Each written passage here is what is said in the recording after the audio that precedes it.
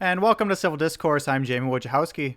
And I'm Marilyn Brown, and I have our quote for today. So I'm going to start us off.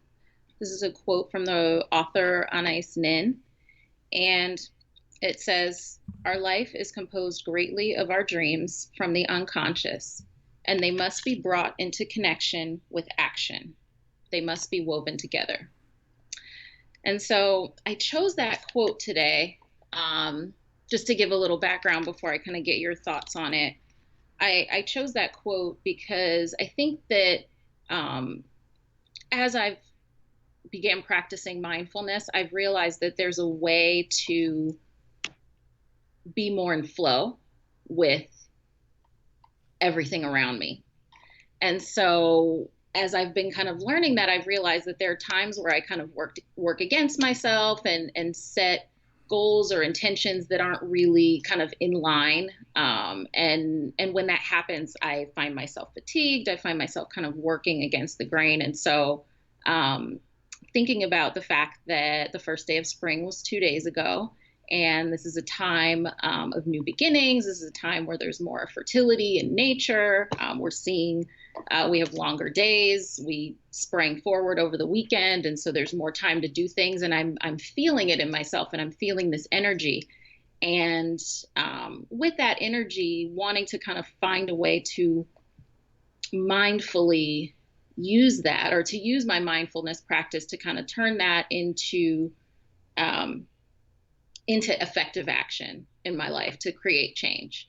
And so that quote really stuck out to me, just kind of thinking about I'm someone that tends to spend a lot of time thinking about things and dreaming about things and spend a lot of time in my head. And so when I read that quote where it says our life is greatly composed of those dreams, so those dreams are important, but our action is equally as important and needs to be brought into connection. I really like that. So I wanted to just kind of get your thoughts on the quote. Yeah, I think my big takeaway from it is this idea of balance. Mm-hmm. And within mindfulness, you often hear um, talk of finding peace or enlightenment or these kind of um, goal places that people want to get to. Mm-hmm. Um, and it's often interesting because when I ask people what they think those terms mean or what they're trying to move towards, Mm-hmm. um, it's often not it. It's I don't I want to say this mindfully. Mm-hmm. It's it's not they're not being mindful in the way they're trying to approach it. So in finding balance, it's not. I think when you hear that within the a lot of people when they hear that within mindfulness or yoga or meditation, they're thinking of this calmness, of this peacefulness, and that's not always what balance is. Um, to me, mindfulness is all about finding balance. But if you have a point and you have something balancing on that point, it's not always about being in the middle to find that balance. Sometimes there's something heavier on one side and you have to run to the other side to balance it out. And then that side that you're on becomes heavier and you have to run to the other side. So I Yeah. think that's kind of what I think the quote is saying to me is that Yeah. that's the action part of mindfulness is really finding that balance. And the first step to that is asking yourself what is balance, because nature is very chaotic, and Yeah. the way we think of this balance as being kind of this serene thing normally doesn't exist, because that's not actually the true nature of balance. Right. Yeah, I actually really love that you bring that up and talking about the true nature of balance, because it makes me think about an image that I oftentimes will call up for my clients and talking about balance is that it's really like being on a tightrope. And when you're on a tightrope, there isn't, this um, I actually get up and kind of do it, but I can't do it in the room. But there isn't this like exact amount of speed that you're going to use to get across the tightrope. You kind of have to decide what is happening, and always adjust depending on where you are in space, and basing that on, your own internal sense of balance, but also, if a gust of wind were to come by, you may have to kind of adjust. And so balance is about knowing where to adjust and knowing where to shift your focus to kind of continually, I think, keep yourself in that place of flow. And I like that you talk about that, because I think for me it's an important reminder, of when it's important to focus, and when it's important to really kind of um, focus a lot of my attention in one area in order to create something. That's kind of what I'm thinking about right now, and working on. And so just thinking about how to bring something new into the world. And I think that, recognizing any new thing that I've done or any big project, at some point I've had to put an intense amount of focused and energy. So like you said, it's not this like serene, like, oh, I'm just feeling so peaceful. Sometimes I'm feeling, I don't know if the word is pressure. I don't think it's exactly pressure, but urgency, to intensely focus my energy in one area at a time. But I also think that keeping that balance of recognizing that that doesn't mean neglecting everything else, and that doesn't mean losing balance in other areas, but that at times you do have to shift your focus and pour more into one area or another in your life. And that's actually more of what fits with nature, um, and just kind of the natural flow of the world. That there are times where we're meant to be more active, and put more energy towards things, and times when we're meant to kind of rest. And then there's also just that things are constantly moving, and so we have to be able to adjust as we go. And I think that's really what mindfulness has kind of helped teach me, is that it's constantly an adjustment process, and using mindfulness as a tool to know what to adjust. That's one thing. Like, when I've been away from meditating for a while, I realized that some of it is avoidance of having to do the things that come up as areas that I need to put more attention to in my life. It's like, oh, I don't want to, I don't want to write more. I just want to watch more Netflix. So, and that's kind of the deeper level of avoidance that can happen. But continually recognizing that I need to go back to mindfulness, it teaches me where I need to adjust. Right. And I think a big part of this is, when talking about mindfulness in action, is we're doing a podcast, a talk show, and a lot of times when we talk about mindfulness, it's kind of like the concept of mindfulness. And I feel like a lot of people, especially in the Western world, get caught up in that discussion of the concept. When you look at mindfulness, the core of it has always been practice. Mindfulness isn't an idea; it's a practice. It's a type of meditation. That's what it really is. And then you have these moments of enlightenment from these practices. So I think that's always important to remember too. Is it's great to be able to intellectualize all of this, but without the practice, there is no balance there. Right. Yeah. So thinking about the practice, because I think the practice is definitely a core piece of I mean, it is the practice. The practice is mindfulness, and kind of recognizing that that's that core piece. But when you're consistently practicing mindfulness, what's the next step? How do you kind of turn that into action in your own life, the awareness that you gain from your mindfulness practice? Yeah. I think actually what might be helpful is a big issue I see with a lot of people is when they're meditating, or they have a very strong meditation practice, and they've cultivated a strong mindfulness in the meditation, but they don't necessarily always then know how to translate it or to take it off the cushion. Hmm. And what was helpful for me is, I think, mindfulness in itself, when you're talking about mindfulness meditation, is a very specific kind of meditation. But there's a whole bunch of different kinds of meditation that may resonate with different people where they're at. And I think that's important to explore, because for me, I think I got lucky because I I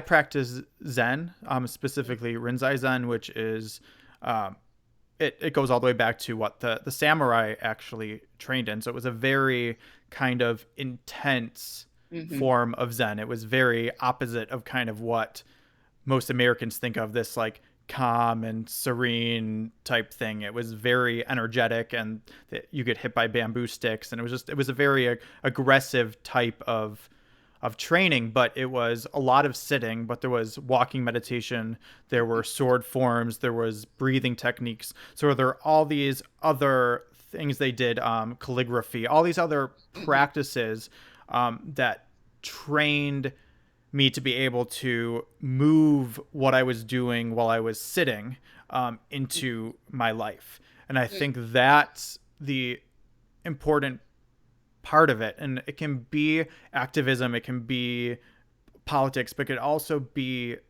art. It can be music. It can be writing. It can be calligraphy. It could be Yeah. anything. It can be sweeping down the street.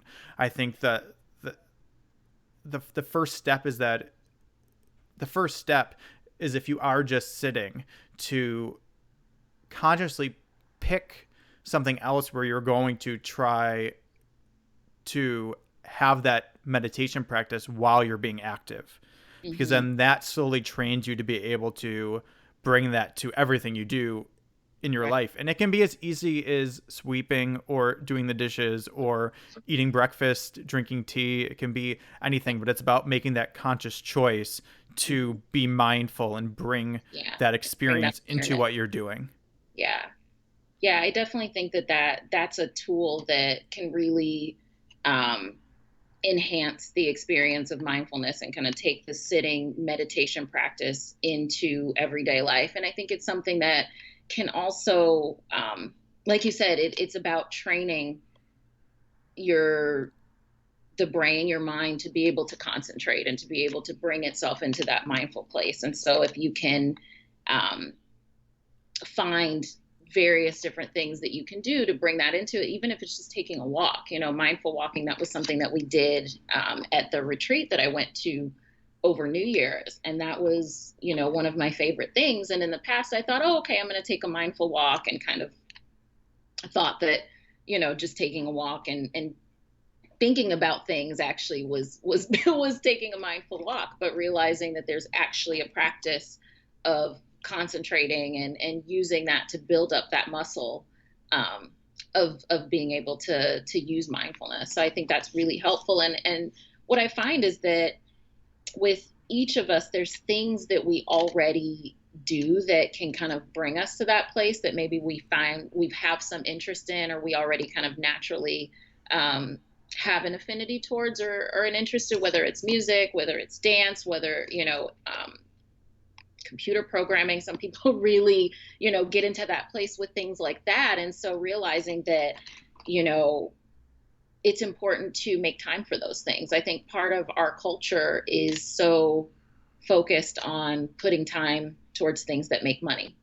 Right. And we're very, focused in that way. If it's not making you money, then it's a waste of time. And so realizing that we really have to shift our focus, and recognizing that it's that putting energy and time towards things that build up that ability to practice mindfulness, but also just feel really good for our souls, are actually um, going to help in the long run with our balance, with our ability to make money, and all of those other things. And so I think um, finding a way to make a commitment to something that um, will help broaden your mindfulness practice, but also um, something that's just good for you, that kind of can do both of those things, and making a commitment to do that without guilt is important, from a non-judgmental standpoint. Yeah, I think too, because our culture is very, I don't want to say anti-mindfulness, but it is a huge obstacle to being mindful. What I often recommend is to either, when you're starting to try to transition that experience into your actual life, into action, is to two things ideally, but one of these is really necessary, I think, to growth and development from the people I've seen really engage in mindfulness, and that is having a solitary activity that you can do yourself. Mm-hmm. That's beyond just the meditation. So that could be painting, that can be writing, that could be hiking. It, it could be anything, but that you have your own space so that you are still exploring um, you, the depths of yourself within it. And then I think the other important aspect is to have uh, a support system or a group of people who are all kind of going on the journey with you. And they can all be at different levels, but I think finding a meditation center or a Buddhist temple, or just they have meetups. Meetup.com has meetups everywhere, because what I see a lot of people struggle with is they'll be great when they're meditating, and then they'll want to be an activist and go in a group, and it's challenging because most people you're engaging with are an obstacle to your mindfulness. And that's a learning tool in and of itself. But if you don't yet have the discipline, that can be very, very overwhelming. And I'm not saying to shelter yourself from everyone who's not being mindful or going down the journey, because it's important to engage. But I think it's important to have those safe spaces as well. And I think the retreats are great, and some of them are super expensive, but there's tons where you can just go to a Buddhist temple for a weekend, and you can literally just help them garden and clean, and it's free housing. That's a big thing Yeah. for me. I really struggle with, and it's a personal issue that I just have with people Mm-hmm. charging for mindfulness or for those kind of um, retreats. Mm-hmm. Uh, yeah, it just, for me, there's something that's counter to the idea that you're charging. And I understand you need space, and it's like this is like a suggested donation or whatever. I'm all for that, but the whole, like, we have specialty teachers and charging thousands of dollars. Um, Right. Yeah. it just doesn't. It seems unmindful to me, at least. Yeah. No, I definitely agree that there's charging for just the just for the use of the facility and to get people there, and those types of things. And then there's, where you can just see that people are clearly trying to make a lot of money teaching things that, I think oftentimes can not, I don't want to say come from a judgmental perspective and say should be given, but I think are often given freely um, Hmm. in certain settings. And so, yeah, if it's a retreat setting and there's, clearly room and board and things like that, that makes sense. But, I yeah. Yeah, and that's just also about finding that balance and what aligns with you. And Right. it's a different type of experience, and it's going to be, if you're just going to a Buddhist temple where it's monks and they're Mhm. actually living very simply and don't have expectations of you, as opposed to if it's someone who, yes, practices but is then holding a retreat to make a profit. It's just it's a different You're going to have a different It's gonna be, experience. yeah, definitely, definitely. So, kind of thinking about how we, like, I think part of what gets in the way of, or at least for me, of kind of turning my mindfulness practice and the insights that I gain from that into action is feeling overwhelmed and kind of just feeling like wanting to do too much, being kind of distracted by a lot of things. I think that there's a lot of us that tend to kind of function in that way, where there's a lot of things going on that we're interested in and things that we want to do, and so kind of just putting things off of, okay, I'll do that tomorrow. I'll do that next week, and kind of putting things off and realizing that, time passes pretty quickly, um and losing those opportunities. And so I think, um one thing I'm wondering is, or one thing that I've found helpful for me is doing something that takes just a few minutes. And that sounds, I think initially when I would think about trying to do that to get things done, I would think, well, what am I going to get done in 5 to 10 minutes?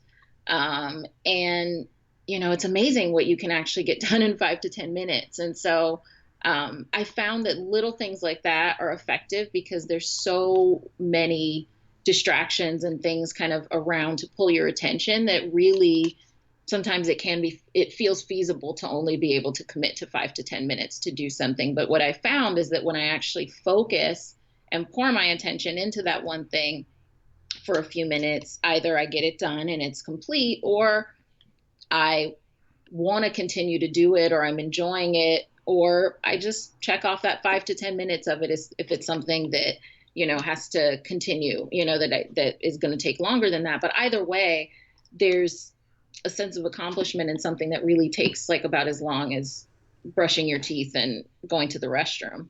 And so I'm wondering, have you been able to kind of use any techniques like that just to kind of take action in any areas of your life? Right. Yeah. I think the big thing is it's a perspective change. Right. Mm-hmm. So we're in our culture, we're very used to kind of having a multitasking and having all these things, and our focus kind of being in the past, the present, and the future all at the same time, and we're kind of jumping from one place to the next, and that's pretty much what our entire culture kind of feeds us. And when you actually look at it, you can't do more than one thing at a time. Right. So with that, anxiety and everything happens because you're not in balance and you're trying to do something that's not possible, as opposed to if you're doing what you say and you do step by step and you're present in the things that you're doing step by step, then that worry and that anxiety kind of fades away because you're present, you're not thinking about those other things. It reminds me of what we were talking about a few weeks ago with activism and people wanting to be involved politically. Mm-hmm. And I talked about that. I often recommend people pick kind of one cause to focus on, and it's very hard for people because they want to focus on all these different things, and they care about all these issues, and they can't pick. And what I tell them is, well, if you never pick one, there's no action there. Mm-hmm. So you're doing nothing, as opposed to if you pick one and that's what you spend your time on, and you're mindfully engaged in that one thing, you're actually going to achieve things and move forward. Right. So I think that's and it could be, it doesn't have to mean that that's your cause for the rest of your life. That can be Right. something you do for a month, a week, a day, and then Yeah. you move on to something else. But it's making that the decision to act Yes. is the impetus to act. If you don't make the decision to act, you're not going to act. Right. Right.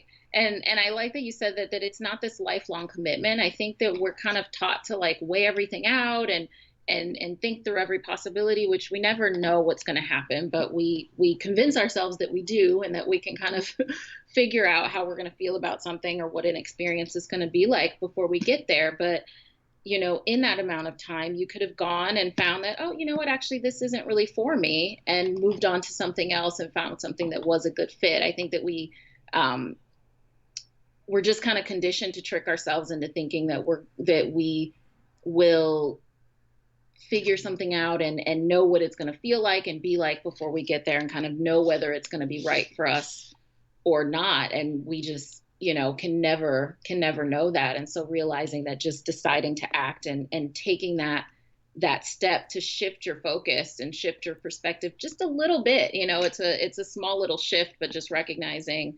that small shift actually opens up a world of possibility and of information for you, as far as what is your space, what is the space where you can, create some positive change and where you feel most effective. um yeah. I And think in a, oh, go oh, go ahead. ahead. No, you. Okay. I think in a very important part of this is comfort versus discomfort. And one of the earliest lessons I had when I started doing Zen meditation was we would have to sit in Burmese or any of the postures for a long time, and it was very strict. So Hmm. you could not move. And there'd be times where your entire body would just be in so much pain that it would release and you wouldn't be able to feel it anymore. And you literally didn't know.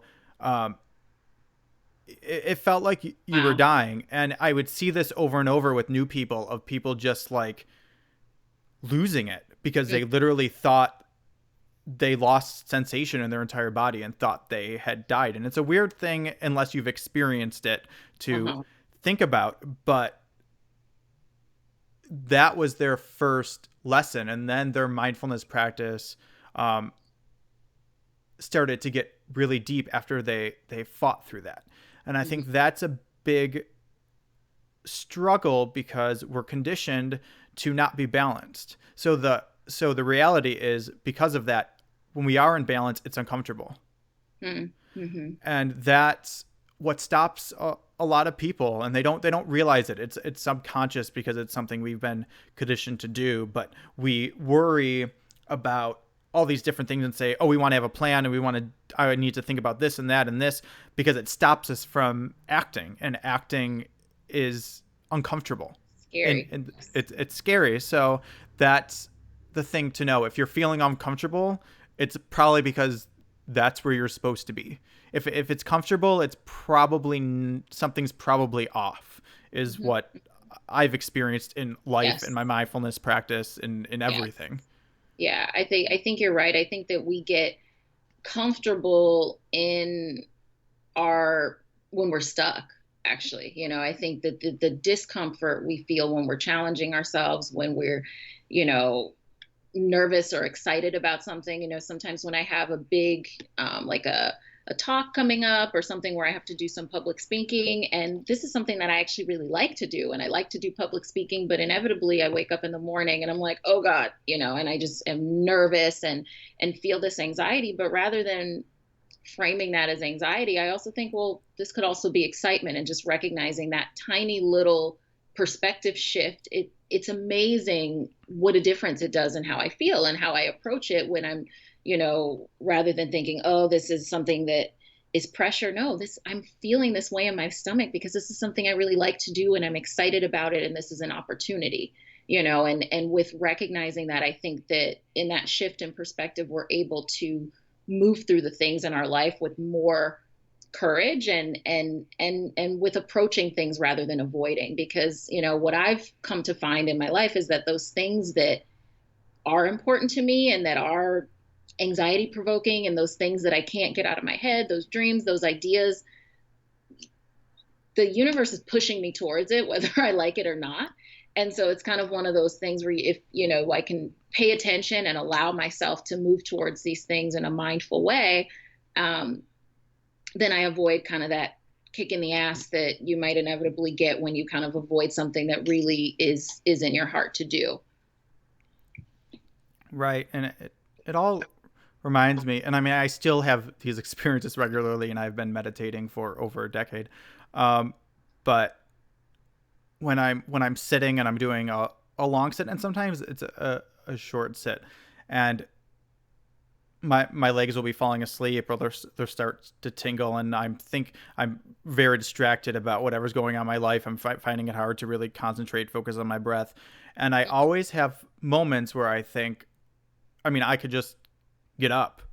There's nothing stopping me from getting up, and what I have always done is I've always asked myself in that moment, um, to analyze the discomfort. What is the discomfort? Why am I feeling uncomfortable? Am I in pain? Is something wrong? Because if those are the cases, then I do need to move because something's wrong.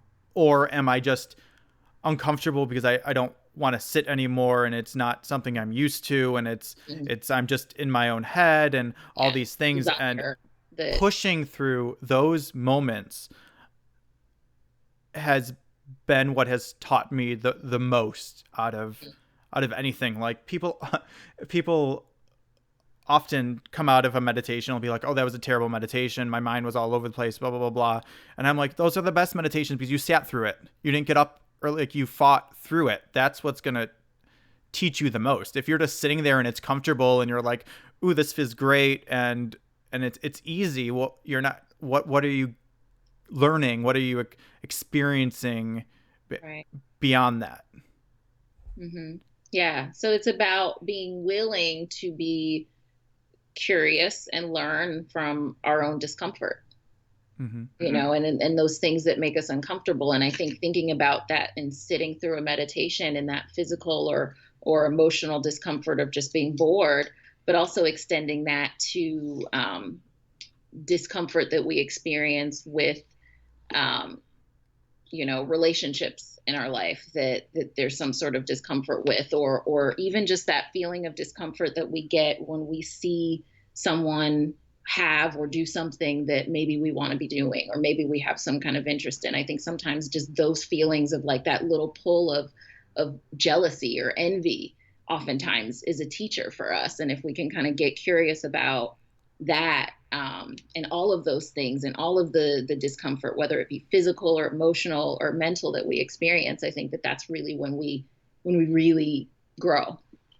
I think a lot of it too is about developing uh, a habit, for being mindful when you're in uncomfortable situations and moving past it. Because I mean, I don't, in my experience, it's not like one day you're just now comfortable being uncomfortable. It's No. still a constant struggle, and the stronger habits you have to push you beyond that, the better you're gonna be. Like, I try.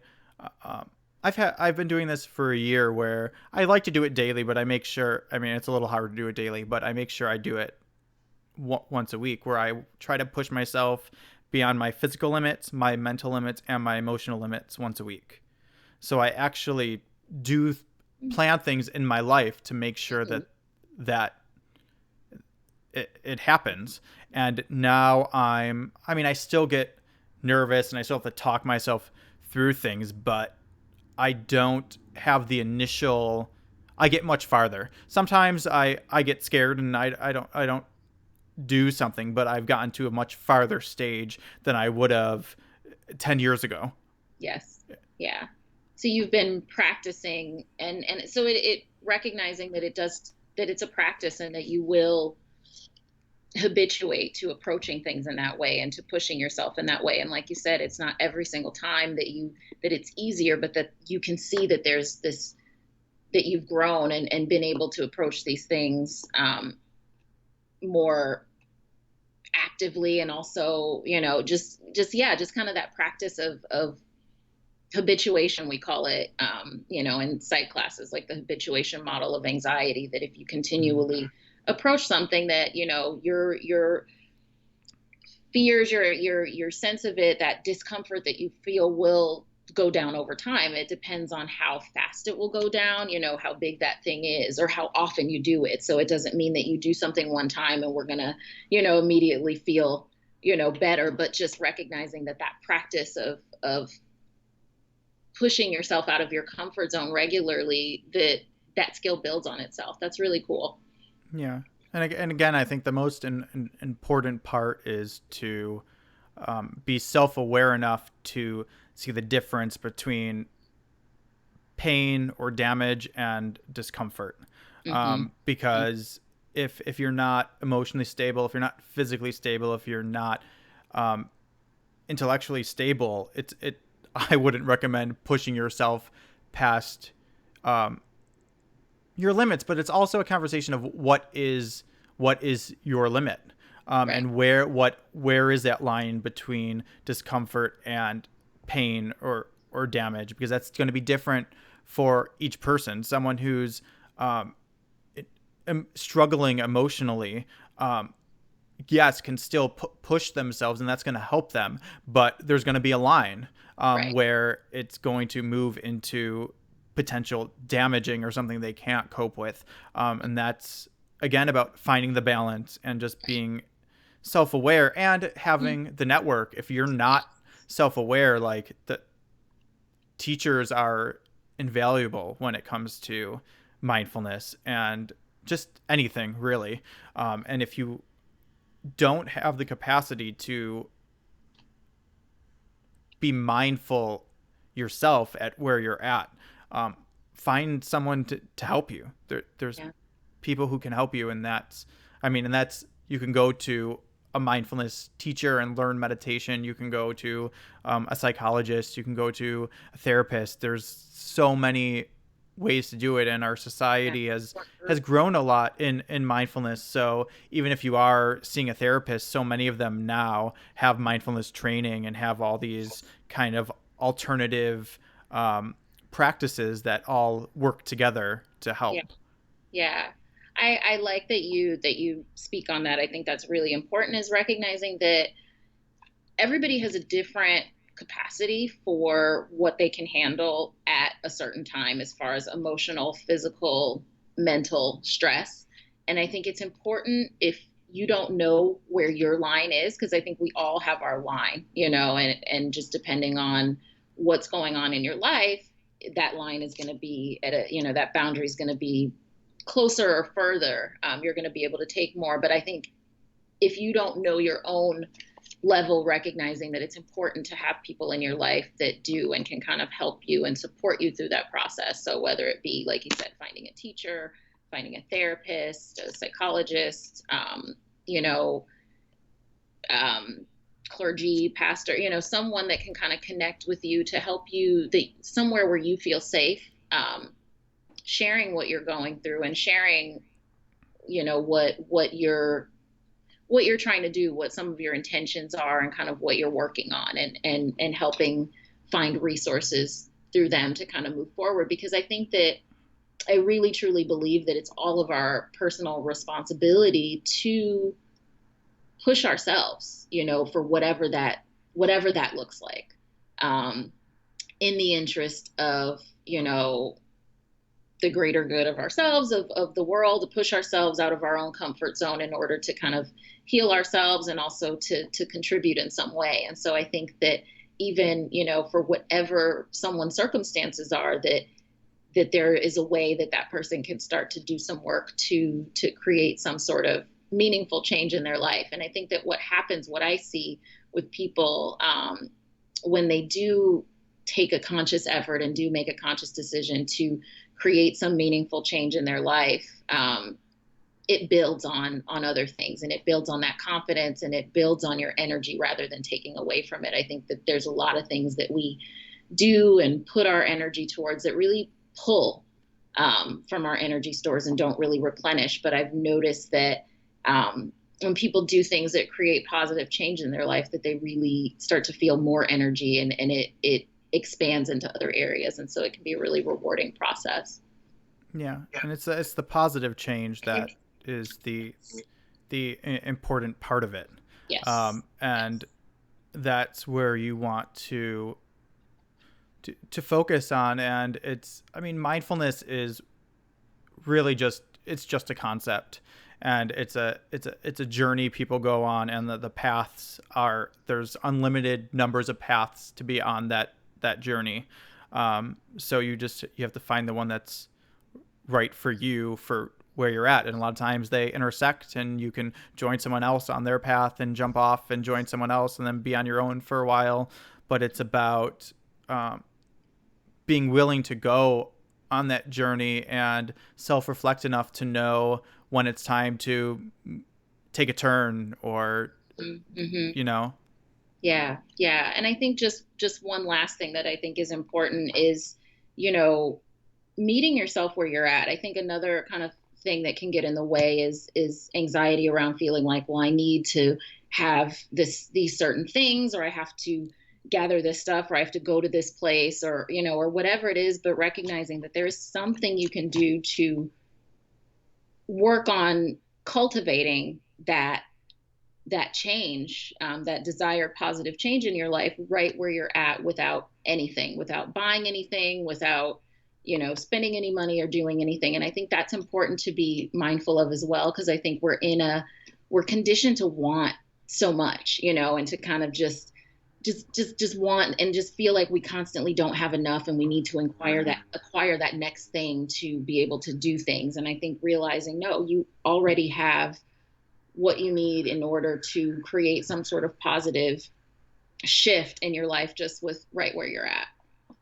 Yeah. Now I want to do a segment on minimalism, because I'm a minimalist. I don't know if you knew that about me, but That's helpful, because I am the opposite of a minimalist. No, I think opposite might be hoarder. I'm not like extreme. I have a lot of stuff. So minimalism would be a great topic. I know nothing about it. Yay! That'll be fun. Yeah. Well, one last thing I wanted to do before we wrapped up is I wanted to kind of pose a question to our audience and just ask you guys, what is one thing, if you could share with us in the comment section, what's one thing that you can do, one action you can take that would take 5 to 10 minutes right now with where you're at, that could create some sort of positive shift in your life? I love that. All right. Yes, Thank you. and you can join us and do that on YouTube or on Twitter or on Facebook, and that's at Civil D TV. Yes. All right. Thanks, guys. See you next time. Thank you.